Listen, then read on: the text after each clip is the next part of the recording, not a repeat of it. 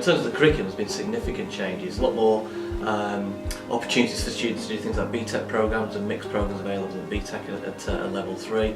And education in its widest sense, students now have a lot more options than they used to have. When I was your age. When I was your age, it was either you went to college and you went and continued your education, or you went to get a job. Whereas now, students at the age of 16 can do apprenticeships, they can go to colleges that specialise in different things, they can continue and do the traditional A-level route if they wish. So lots and lots of changes there in terms of education.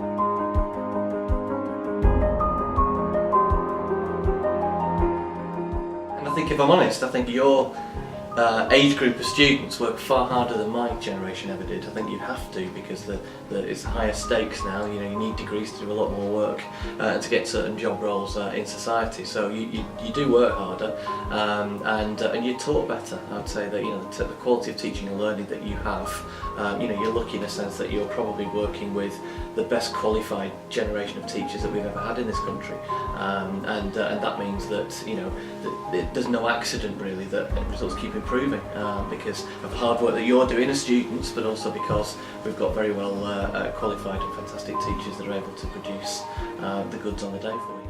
The quality of teaching has definitely upped because of the pressures nowadays to get young people into top universities and into employment.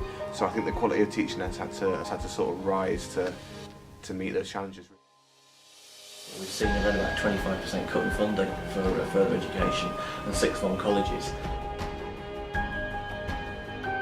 Tuition fees are set to rise once we leave the European Union.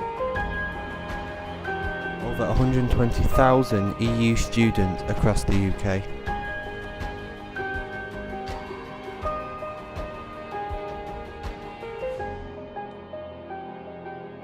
Nobody really knows. I suppose one thing that could be a bonus to the further education sector is if immigration is restricted and people from the European Union are no longer coming into this country to take up jobs, then there is an imperative for us to make sure that we have very well skilled people in our own country. Money that we're going to lose from being part of the EU will undoubtedly change education, in that there's going to be less money in the pot, which means less teachers and less resources, and I think that can only have a bad effect.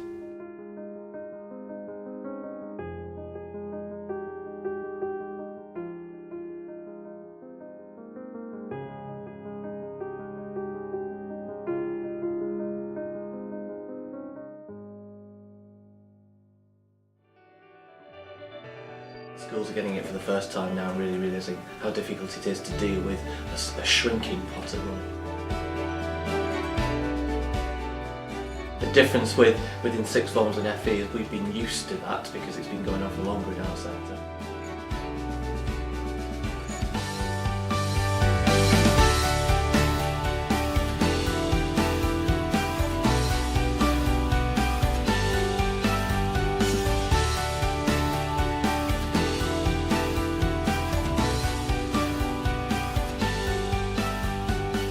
And then another factor is mental health. In terms of education, full stop, we've seen an increase in the number of students who are finding themselves in difficulties, and we have to make sure that we've got those support systems in place. But again, there is no funding that follows those students. We've got to make sure that we do that out of the funding that we get from the government, just generally.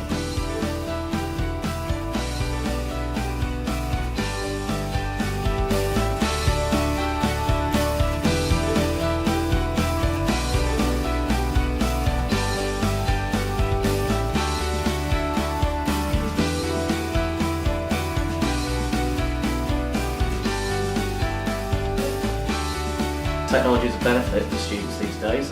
Things like virtual learning environments, apps on your phone, in terms of being able to be assessed, things like Kahoot, all those things that you use every single day are great. Obviously, the fact that you can word process all your work.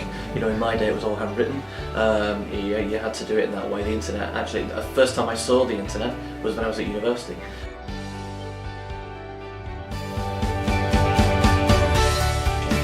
The downside of that is you've got to have a filter in your head to identify what's the right information and what's the wrong information.